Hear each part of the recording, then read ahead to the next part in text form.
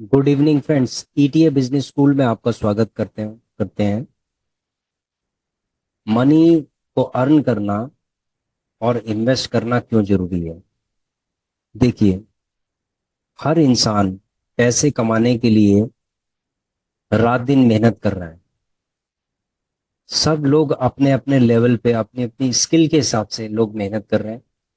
कोई छोटी जॉब कर रहा है, कोई बड़ी जॉब कर रहा है, कोई छोटा बिजनेस कर रहा है, कोई बड़ा बिजनेस कर रहा है, कोई कंसल्टिंग कर रहा है। कुछ ना कुछ लोग कर रहे हैं और पैसा कमाने के लिए कर रहे हैं। क्योंकि पैसा एक ऐसा रिसोर्स है जिससे हम कोई भी दूसरी चीज खरीद सकते हैं। क्योंकि एक्सचेंज हो जाता है पैसा किसी भी चीज में। जैसे आपको सब्जियां अगर लेनी है, मंडी जा रहे हो तो आप पैसे देते हो तो सब्जियां आप खरीदते हो, फ्रूट्स खरीदते हो, ग्रोसरी खरीदते हो, दूध खरीदते हो, मतलब कुछ भी चीज है आप पैसे के बल पे खरीदते हो। यदि आपको प्रॉपर्टी भी अगर खरीदनी है तो भी आप क्या करते हो कि पैसे देते हो, उसके बाद प्रॉपर्टी अपने नाम पे करते हो। यदि आपको कहीं ट्रैवल करना है तो टिकट पैसे देते हो, टिकट खरीदते हो और उसके बाद आप यात्रा करते हो। ठीक है, चाहे वो ट्रेन हो, फ्लाइट हो, या बस हो, या कार हो, कुछ भी हो, एक्स वाई जेड। उसके बाद जो पैसा है वो हर जगह काम आता है। कोई ऐसी जगह नहीं है जहाँ पैसा काम नहीं आता, सब जगह आता है। पैसा कमाने के लिए तो लोग फॉरेन कंट्री भी चले जाते हैं। वहां वो लोग सेटल हो जाते हैं, रहना स्टार्ट कर देते हैं, क्योंकि वहां पैसे की वजह से। क्योंकि वहां उनको लगता है कि वहां पैसा वो जो भी कमाएंगे, अगर वो इंडिया में अगर भेजेंगे तो उसकी वैल्यू ज्यादा हो जाएगी, और होती भी है। तो वो लोग क्या है, वहां पर कमाते हैं और उसके बाद यहाँ इंडिया में आके उसके बाद उसको खर्च करते हैं, अपनी लाइफ को एंजॉय करते हैं। तो पैसा जिसके पास है, तो हम ये नहीं कह सकते कि वो बहुत ज्यादा खुश होगा। लेकिन देखो, पैसा होने से आदमी एक कंफर्ट लेवल पे होता है कि हाँ उसके पास पैसा है, और वो उसका जो खालीपन है, ठीक है, उसको जो लग रहा है, उसके मन में एक जो डर है, गरीबी का डर है जो, वो नहीं रहता। ठीक है, एक गरीब आदमी के अंदर बहुत ज्यादा डर होता है कि अगर मान लीजिए ऐसी आपातकालीन अगर स्थिति आ जाए तो पैसा वो किससे मांगेगा। एक गरीब आदमी को कोई भी पैसा नहीं देता। ठीक है, एक गरीब आदमी को ये नहीं पता कि पैसे को कैसे मैनेज करना है, इसीलिए तो गरीब है। क्योंकि वो फाइनेंशियली इलिटरेट है। पैसा वो कमाता है, लेकिन वो इतना ज्यादा इमोशनल होता है सोसाइटी के प्रति या किसी भी चीज, अपना रिलेशंस में, कि वो पैसा सारा इधर उधर बांट देता है। वो अपने भविष्य के लिए, अपने बच्चों के भविष्य के लिए कभी भी पैसा नहीं बचाता। वो पैसा सेव करता है लेकिन कभी इन्वेस्ट नहीं करता। तो यहाँ पर जो पैसे का हमने इसीलिए ये वीडियो बना रहे हैं कि पैसा हर आदमी कमा रहा है। ठीक है, उसको वैल्यू वो दे रहा है या नहीं दे रहा, लेकिन वो कमा रहा है। कमाने के बाद जो लोग इसको इन्वेस्ट कर रहे हैं वो उसको वैल्यू दे रहे हैं कि कहाँ पर इसको इन्वेस्टमेंट करना है। अगर कोई 100 रुपए कमा रहा है तो उसको 10 रुपया उसको इन्वेस्टमेंट करना चाहिए। कोई 1000 कमा रहा है तो उसको 100 रुपये इन्वेस्टमेंट करना चाहिए।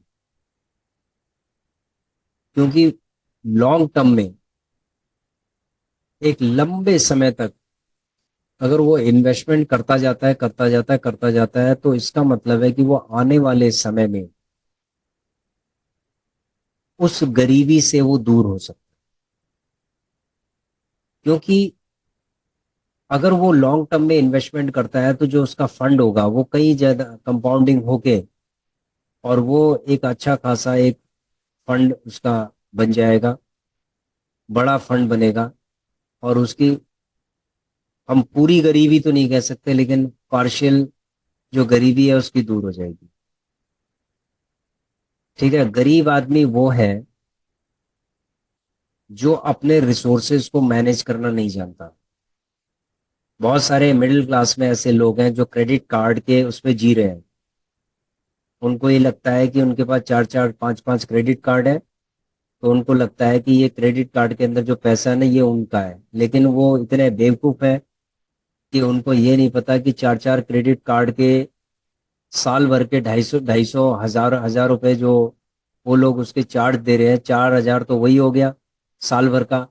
उसके बाद उसमें जो ब्याज लगेगा, इंटरेस्ट लगेगा, जो वो खरीद रहे हैं उसके अंदर इंटरेस्ट भी लगता है, तो वो जो इंटरेस्ट लगेगा तो वो भी तो उसको देना पड़ेगा। तो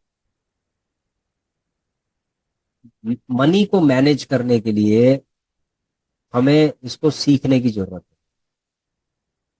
चाहे ये मिडिल क्लास है, चाहे वो लोअर क्लास है, चाहे वो हायर मिडिल क्लास है, चाहे वो रिच क्लास है, कोई भी क्लास हो, अगर वो फाइनेंशियली लिटरेट है प्लस फाइनेंशियल को मैनेज करना जानते हैं, तो वो लोग आगे जाके बहुत ही फाइनेंशियली सक्षम हो सकते हैं।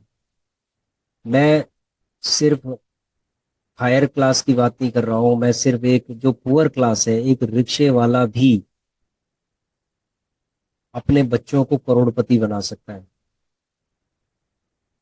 यदि अपने बच्चों के नाम पे वो हजार हजार रुपए महीने के भी अगर इन्वेस्टमेंट करता है। तो फ्रेंड्स, अगर हम एसआईपी को देखते हैं, अगर मान लीजिए एक रिक्शे वाला है और वो अगर 1,000 रुपीज अगर वो इन्वेस्टमेंट करता है नेक्स्ट 30 ईयर्स के लिए, हजार हजार रुपए एसआईपी करता है, ठीक है, अगले 30 साल के लिए, तो ये समझ लो उसके पास जो फंड होगा वो होगा 3,84,00,000 रुपए। लेकिन ये बात हजम होगी क्या? ये हजम हो रही है क्या बात? ये बिल्कुल हजम नहीं होगी आपको अभी इस समय कि यार 3,84,00,000 रुपए एक रिक्शे वाला क्या कमा सकता है? क्या क्या बना सकता है क्या वो? बिल्कुल बना सकता है। अगर मैं ये कहूँ कि एक रिक्शे वाला अपने अगली जनरेशन को गरीबी से कैसे हटा सकता है, तो उसके लिए ये समझ लो ये 40 कर दीजिए आप।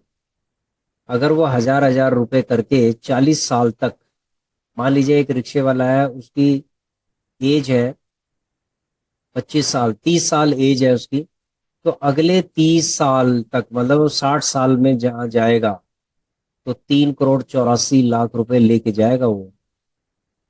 ठीक है, 3,60,000 रुपए उसने जमा किया है और 3,84,00,000 सिर्फ उसको क्या करना है, वो चाहे म्यूचुअल फंड में जमा करे। देखो, उन लोगों के लिए जो लोअर क्लास है, जो इलिटरेट है, जिनको फाइनेंशियली इलिटरेट है, उन लोगों को म्यूचुअल फंड में आना चाहिए। उनको एसआईपी करना चाहिए, जो ऑटोमेटिक एसआईपी के 1,000 रुपए अपने आप निकल जाए।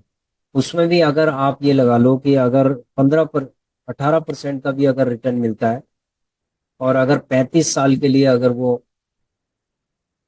हजार हजार रुपए अगर वो इन्वेस्टमेंट करते हैं, अगर 30 साल की अगर उम्र है, यानी कि 65 साल में जाके 3.5 करोड़ रुपए का फंड बनता है उनका। ठीक है, अगर वो पैसा बीच में ना निकालें, हजार हजार रुपए हर महीने वो जमा करते रहे, तो इसका मतलब है कि उन्होंने जो नेक्स्ट जनरेशन है उसको बहुत सक्षम बना दिया है। तो देखो, एक गरीब आदमी क्या है, उसको क्या करना चाहिए, फाइनेंशियली लिटरेट होना चाहिए, उसको पैसा कमाना चाहिए, कमाने के लिए सारे प्रयास करने चाहिए, जो अच्छे प्रयास हैं वो करने चाहिए, अपनी स्किल को बढ़ाना चाहिए, एजुकेट करना चाहिए अपने आप को, और उस पैसे को उसको इन्वेस्ट करना चाहिए।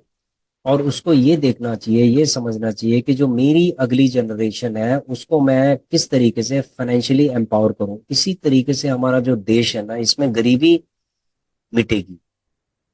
गरीबी का सफाया जो होगा ना, जब हम अगली जनरेशन के बारे में सोचेंगे ना, अगले से अगली जनरेशन के बारे में सोचेंगे, अगर हम नेक्स्ट 2 जनरेशन के बारे में अगर हम सोचें ना, तो ये जो गरीबी है ना ये बिल्कुल सफाया हो जाएगी।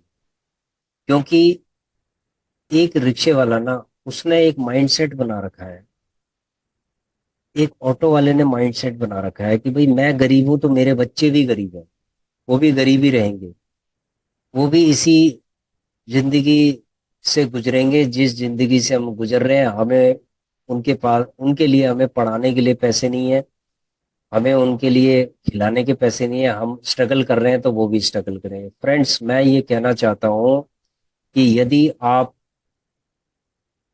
कोई भी हैं, चाहे आप लोअर क्लास के हैं, मिडिल क्लास के हैं या हायर मिडिल क्लास के हैं, आपको पैसा कमाना है, ठीक है, पैसे की वैल्यू को समझना है। पैसे को ऐसे बहाना नहीं है आपको कि ऐसे बहा दिया है। हम लोग लोगों को उधार दे देते हैं पैसे, वो पैसा वापस आता नहीं है, बहुत समय लग जाता है आने में। ठीक है, ठीक है, कोई बात नहीं, कभी कभी हमें सोशल हेल्प भी करनी पड़ती है, लेकिन हम अपने पैसे को अननेसेसरी इधर उधर ना बहाएं, और इसको हम सही जगह पे इन्वेस्टमेंट करें, और अगली जनरेशन को हम एम्पावर करें।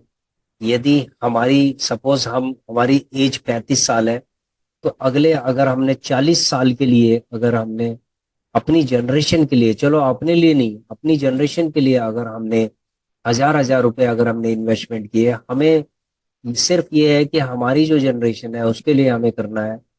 तो 1000 रुपये 18% का अगर मान लीजिए एक्सपेक्टेड रेट ऑफ रिटर्न है, 40 साल तक हमने इसको किया, तो उनकी जो आगे वाली जनरेशन है उसको मिलेंगे 8 करोड़ 58 लाख, यानी 8.5 करोड़।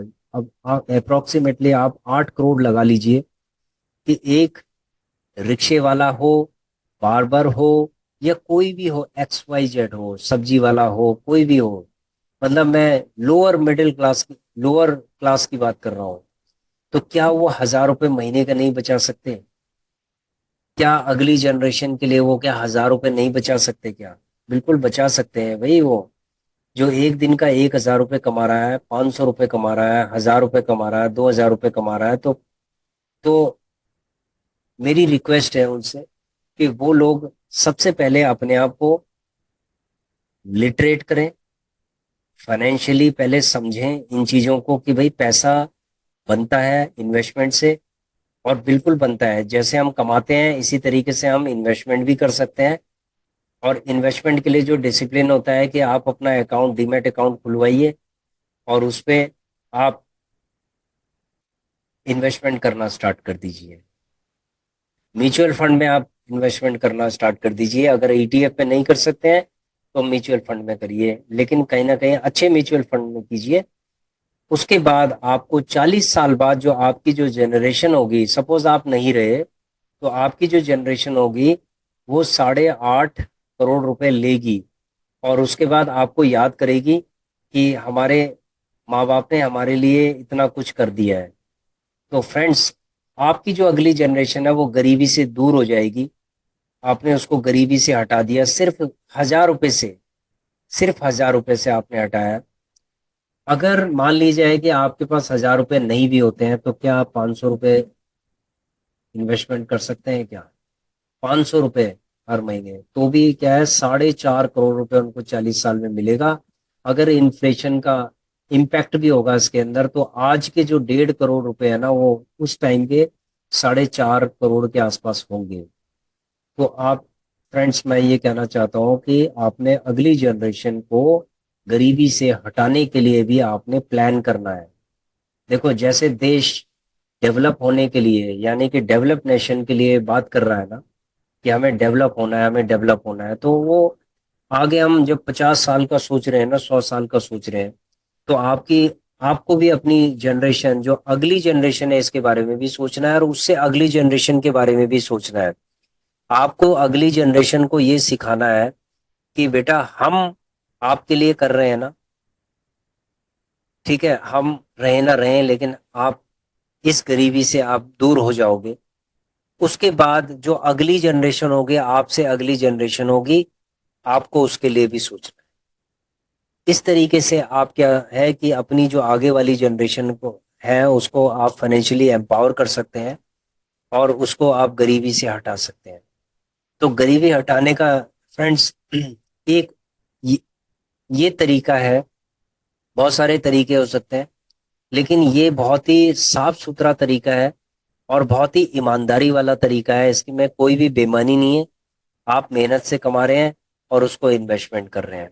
ठीक है, आप उसको इन्वेस्टमेंट कर रहे हैं और इन्वेस्टमेंट करने के बाद आपका जो फंड है वो अपने आप कंपाउंडिंग होके और 40 साल बाद वो 4.5 करोड़ के आसपास बन रहा है। तो इसमें कोई भी दिक्कत वाली बात नहीं। ठीक है, तो यहाँ पर मैं ये कहना चाहता हूँ आप लोगों को कि पैसे की वैल्यू को समझो, पैसा कमाओ और इन्वेस्टमेंट करो। ठीक है फ्रेंड्स, जो मैं कहना चाहता हूँ फ्रेंड्स वो आपकी समझ में आ गया होगा। ठीक है, मेरा कहने का इंटेंशन, मेरा कहने का जो मतलब है वो आपकी समझ में आ गया होगा कि मैं क्या कहना चाहता हूँ। मैं हमेशा आगे की जनरेशन के बारे में सोचना चाहता हूँ कि आगे की जनरेशन को फाइनेंशियली कैसे एम्पावर किया जाए। देखो, आप ही हैं जो आगे वाली जनरेशन को आप एम्पावर कर सकते हैं, अपनी जनरेशन को एम्पावर कर सकते हैं। बाकी और कोई बाहर से नहीं आएगा, कोई गवर्नमेंट नहीं आएगी, कोई बाहर से कोई कंपनी नहीं आएगी, या कोई भी ऐसा वो नहीं आएगा, आपके रिश्तेदार नहीं आएंगे आ, आपके बच्चों को फाइनेंशियली एम्पावर करने के लिए। आपको ही उनको एम्पावर करना होगा। ठीक है friends, thank you for watching our video. Thanks for listening my words regarding the financially empowerment of next generation. Thanks. Please subscribe, share, and like our channel. Thank you.